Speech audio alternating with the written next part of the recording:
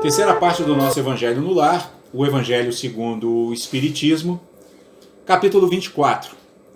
Não ponhais a candeia debaixo do alqueire, item 8, que pertence ao tópico Não vades ter com os gentios e que é a continuidade do resumo que nós estávamos fazendo na semana passada, né? Nós começamos o resumo desse capítulo semana passada e agora vamos dar continuidade aqui no tópico 8, que é um tópico que foi extraído do Evangelho de Mateus, capítulo 10, versículo 5, né?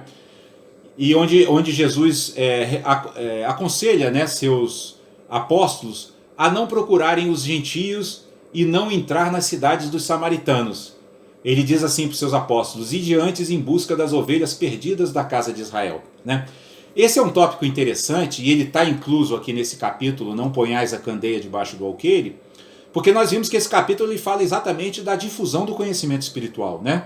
Difundir o conhecimento espiritual. Esse era o objetivo de Jesus, né? Quando ele disse para nós não pormos a candeia debaixo do alqueire, quer dizer, não pôr a vela embaixo de um pote, né? O que ele está nos dizendo? Não escondam a luz, divulguem a luz, difundam a luz.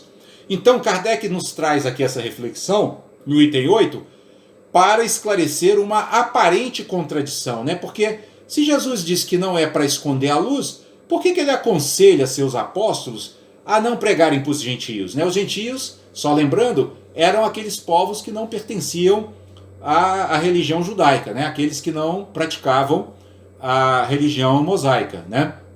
Eram os povos chamados pagãos, romanos, gregos, né? Todos os politeístas da época. Então, Kardec nos esclarece aqui depois, na sequência, né, do item 9 e 10, que esse conselho de Jesus, não ir procurar os gentios, não quer dizer que Jesus estivesse aconselhando seus apóstolos a esconderem a luz. Não, não era isso. O que Jesus estava dizendo era que eles fossem primeiro em busca do que ele chama as ovelhas perdidas da casa de Israel. Por quê? Porque era um povo que já havia sido educado ao longo de alguns milênios pela prática de uma religião monoteísta que era a religião mosaica, né? Ou seja, era um povo que inclusive já tinha sido avisado de que viria um Messias, né? Viria o que eles chamavam um Salvador para complementar, né, os ensinamentos de Moisés, para desenvolver os ensinamentos de Moisés. Então o que Jesus está dizendo aqui, está dizendo a seus apóstolos aqui, é que eles tenham uma postura didática, né? Que eles transmitam os ensinamentos para aqueles que estão já aptos a recebê-los, né? Porque assim eles estarão conquistando mais seguidores, né? Com mais rapidez, com menos gasto de energia, e esses seguidores que eles conquistarem poderão então, em se multiplicando, levar com muito mais eficiência a mensagem também para os povos pagãos, né? Ou seja, era uma questão de pedagogia, era uma questão de didática. E isso de fato acaba acontecendo, né? Porque inclusive 2 anos após a crucificação de Jesus, o apóstolo Paulo, né, se converte ao cristianismo e se transforma no apóstolo dos gentios. Olha só que coisa interessante, né? O apóstolo Paulo, o primeiro o primeiro grande perseguidor dos cristãos, também vai se tornar um divulgador do cristianismo entre aqueles povos que inicialmente não tinham ainda recebido a mensagem de Jesus, porque Paulo era muito culto, né? Paulo era instruído também no grego, né, na língua grega, além de conhecer o hebraico e o aramaico, que era a língua de Jesus, né? E ele acaba então se transformando nesse que vai começar a levar a mensagem também para além das fronteiras de Israel. Então quando Jesus diz não procureis os gentios, ele não está dizendo para esconder a luz, ele está dizendo apenas assim: comecem por aqueles que estão mais preparados, porque esses também a seu tempo, né, vão se transformar em professores e em mestres espirituais e vão fazer com que essa mensagem se expanda com mais eficiência, né? Então é isso que Kardec nos esclarece aqui nesse tópico. Em seguida, no item 11, né, que pertence ao tópico Não são os que gozam de saúde que precisam de médico, né? Kardec vai comentar aquela passagem de Jesus, onde, aliás, é uma passagem, na verdade, do Evangelho, né? Onde Jesus está ali almoçando, comendo, fazendo uma refeição com publicanos que eram cobradores de impostos, eram homens encarregados de cobrar os impostos devidos ao governo romano, né, que era quem dominava a Judéia na época. E esses publicanos eram muito mal vistos pelos fariseus e pelos judeus de um modo geral, por um motivo muito simples, né? Os romanos eram dominadores, era um povo de poder militar insuperável na época. Invadiram a Judéia, submeteram a Judéia ao seu domínio militar e político e econômico, né? E passaram a cobrar impostos dos judeus. Falaram, você tem que pagar imposto para Roma, né? É óbvio que ninguém gosta de pagar imposto para o dominador. Então, aqueles publicanos, que eram judeus, inclusive, né? Judeus que, vamos dizer assim, se vendiam, né, ao poder romano, né, para ter uma vida um pouco melhor, e se encarregavam de cobrar impostos. Eles eram muito mal vistos pelos judeus. E Jesus estava lá, comendo e almoçando, né, fazendo uma refeição e batendo um papo com os publicanos. E aí, os fariseus se aproximam dos discípulos, né, e perguntam assim, como é que o vosso mestre come com publicanos e pessoas de má vida?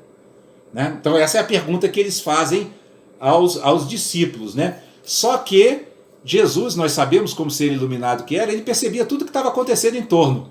E o evangelista ele diz assim, olha que interessante, tendo-os ouvido, disse-lhes Jesus, né? Jesus ouviu, eles acharam que Jesus não tinha ouvido, mas Jesus ouviu o que eles tinham dito, né? Como que seu mestre come com pessoas de má vida? Ele disse, não são os que gozam de saúde que precisam de médico, né? Então vejam que Jesus, ele não só não se irrita com as pessoas, né? Ele não era um ser irritável, como ele, além de tudo, transforma uma situação conflituosa em ensinamento, né? Ele responde àqueles que estavam falando mal dele, né? Porque isso é falar mal, né? Dizer assim, olha, ele se diz um mestre espiritual e anda só com gente de má vida, né? Se mete com publicanos, com ladrões, com prostitutas. Que mestre espiritual é esse? Né? Tipo assim, que mestre fajuto é esse? Mas ele não se irrita com isso, não. Ele simplesmente aproveita aquilo e diz para ele, ó, não são os que gozam de saúde que precisam de médico. Porque imaginem vocês, se o médico dissesse assim, nossa, não vou cuidar do doente não, porque ele pode me contaminar. Ora, que médico é esse que não vai cuidar do doente? Não tem. Então não é médico. Né? Então ele deu uma lição, porque os fariseus se diziam religiosos. Eles eram sacerdotes da época. Que sacerdote é esse que não cuida dos que mais necessitam de ensinamento? Né? Então vocês percebam que ele não só se irritou, como com muita classe, né, como a gente diria hoje, com uma luva de pelica, né, ele deu uma resposta que os fez refletir sobre a sua própria atitude separativa, né, porque essa coisa de chamar as pessoas de má vida, ela hoje é aquilo que as pessoas chamam assim de pessoas, né, de criminosos, né, de bandidos, né, não tem aquela coisa hoje de bandido bom é bandido morto, né, e as pessoas não morrem, os espíritos não morrem, então não adianta matar. Ele vai reencarnar, ou então lá no mundo espiritual vai influenciar negativamente e a coisa vai ficar muito pior. Então não é, os bandidos, bandido bom não é bandido morto, bandido bom é bandido convertido, né? Todos nós somos bandidos em algum grau, no sentido de que todos nós temos algum grau de ignorância, né? A gente não deve ter essa atitude separatista, e Jesus fala isso aqui, né? A gente deve se preocupar com os mais doentes mesmo. Quanto mais doente tiver, mais ele está precisando de médico. Quanto mais ignorante for espiritualmente, mais precisa de um mestre espiritual, de alguém que dê exemplos bons para ele, né? Então esse é o ponto que Kardec nos esclarece aqui nesse tópico, né? Não são os que gozam de saúde que precisam de médico. Em seguida, no item 13, no tópico coragem da fé, Kardec vai analisar aquela passagem de Jesus onde ele diz assim, se alguém se envergonhar de mim e das minhas palavras, o Filho do Homem também dele se envergonhará quando vier na sua glória e na de seu Pai e dos santos anjos. Essa é uma passagem que precisa realmente de uma análise mais detida, porque Jesus está usando muita simbologia aqui, né, para expressar o que ele quer ensinar, né? Porque quando ele diz assim, aquele que se envergonhar de mim, ele não está falando da pessoa dele. Nós sabemos que Jesus está despido de qualquer sentimento egocêntrico, né? Não tem a mínima necessidade de ser elogiado, não tem a mínima necessidade de plateia, não tem a mínima necessidade de aplauso, né? Então envergonhar de mim aqui, na verdade, é todo aquele que tiver vergonha de assumir a sua condição de cristão, né? De assumir a prática dos ensinamentos espirituais que dentro de uma sociedade como a nossa, ainda hoje no século XXI, soam muito estranho. Porque numa sociedade competitiva e egoísta, praticar compaixão e bondade amorosa é uma coisa esquisita. né? Renunciar aos bens materiais ou dar prioridade ao caminho espiritual é uma coisa muito esquisita, né? Chico Xavier, que foi uma pessoa que se dedicou a isso com muita intensidade, ele foi alvo de muitas críticas, de ataques, né? Existia um padre da Igreja Católica, o padre Quevedo, que o atacava frequentemente, né? E Chico sempre respondeu com amorosidade, com humildade ou com silêncio, simplesmente com silêncio, né? Eu me lembro também de uma vez, porque Chico Xavier era mineiro, né? Minas é um estado muito de um catolicismo muito tradicional, né? E teve uma época que um dia lá que um grupo de católicos foi lá bater panela na porta dele e tal, porque achavam que ele estava fazendo alguma coisa do demônio, esse negócio de mediunidade, essas coisas assim. Aqueles mais ortodoxos, né, pensavam isso, né? E dizem que ele, no maior bom humor, falou assim: nossa, esses meus irmãos são bastante barulhentos, né? Gostam de animar aqui as coisas e tal. Então eles levavam tudo sempre, era um exemplo disso que nós estamos dizendo aqui. Ele não se envergonhava do que tinha aprendido, né? Apesar de muitas pessoas ali que conviviam com ele, que eram daquela comunidade de Minas, né, de Uberaba, né, que é onde ele morava, né, não compreenderem o seu trabalho, ele seguia fazendo o seu trabalho no Centro Espírita da Prece, né, psicografando cartas para as mães que perderam os filhos e tudo aquilo, na maior paciência e sem se irritar. Ou seja, ele é um exemplo disso, de coragem da fé, né? Ele acreditou naquilo que ele aprendeu, sobretudo com o Emmanuel, né, que era seu mentor espiritual, era aquele que o direcionava, e não tinha vergonha nenhuma e nenhum medo de enfrentar a crítica, né? Sempre de uma maneira muito tranquila, e era uma pessoa interessante, porque era uma pessoa que aparentava fragilidade, mas que tinha uma fortaleza interior descomunal, né? Porque nunca, até viveu aí quase 100 anos e nunca abandonou a sua fé, nunca abandonou a sua prática, só parou de trabalhar quando essa sua saúde não mais permitia que ele fizesse o seu trabalho mediúnico, né? Então ele é um bom exemplo disso aqui, né? Da coragem da fé. E por fim, no final do capítulo, no tópico carregar a sua cruz, quem quiser salvar a sua vida, perdê-la-á, Kardec vai comentar exatamente essa passagem, né? Onde Jesus diz aos seus discípulos que benditosos sereis quando os homens vos odiarem e separarem, quando vos tratarem injuriosamente e quando repelirem como mal o vosso nome, por causa do Filho do Homem. Então, olha, vejam de novo. A chave da compreensão aqui está nessa expressão, por causa do Filho do Homem.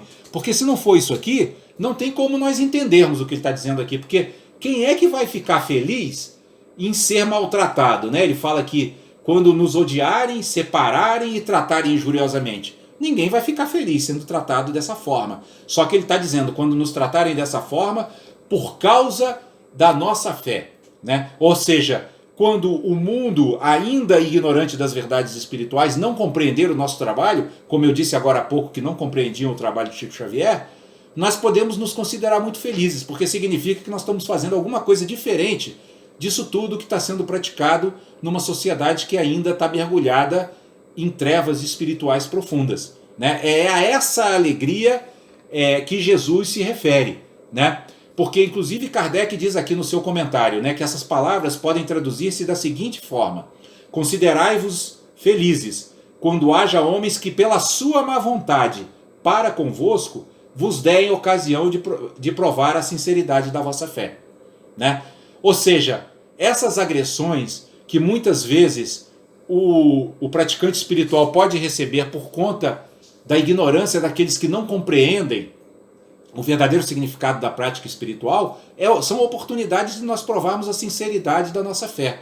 E não apenas a sinceridade, mas a coragem mesmo de defendê-la, mesmo diante daqueles que não a compreendem, né? Isso vejam que tudo isso faz parte desse capítulo. Não ponhais a candeia debaixo do alqueire. O que significa então, né? Qual a grande lição que nós poderíamos extrair de tudo isso? É que a candeia, né, a luzinha que nós podemos colocar no mundo, não são tanto as nossas palavras, não são tanto os nossos raciocínios, né, ou os nossos argumentos bonitos ou bem encadeados. O que realmente caracteriza essa luzinha no mundo que nós podemos agregar ao mundo é o exemplo, né? É o exemplo da nossa dedicação ao bem, né? É o exemplo da nossa paciência com aqueles que ainda não nos compreendem, né? É o exemplo da nossa, do nosso destemor, né, em cultivar a nossa fé independentemente das circunstâncias, né? É o exemplo, enfim, de nós, como diz o último tópico aqui, carregarmos a nossa cruz, né? O que é a nossa cruz? A nossa cruz é o nosso karma, né? A Voz do Silêncio, que é um texto tibetano, tem uma passagem muito bonita a esse respeito, onde eles dizem assim: não te irrites contra o karma, nem contra as leis imutáveis da natureza, mas luta só contra o pessoal, o efêmero e o perecível. Então nós não temos que nos irritar contra aquilo que nos acontece, porque aquilo que nos acontece é fruto do nosso karma, né? Nós devemos lutar só contra o pessoal, o efêmero e o perecível, né? Por quê? Porque nós estamos em busca daquilo que transcende o pessoal, daquilo que vai além da nossa pessoa, daquilo que é eterno, né? Daquilo que transcende o efêmero, né? E daquilo que sobrevive à morte, né? Então, nós não devemos nos preocupar, né, ou nos irritar, ou reclamar daquilo que nos acontece, das circunstâncias que nos envolvem, da família na qual nós nascemos. Nós devemos olhar para tudo isso como aquilo que Deus está disponibilizando para nós, para que nós avancemos com mais rapidez no caminho espiritual. Mas para isso é preciso que nós olhemos para todas essas circunstâncias e agradeçamos todos os dias, né, pelas oportunidades de crescimento que a vida nos oferece.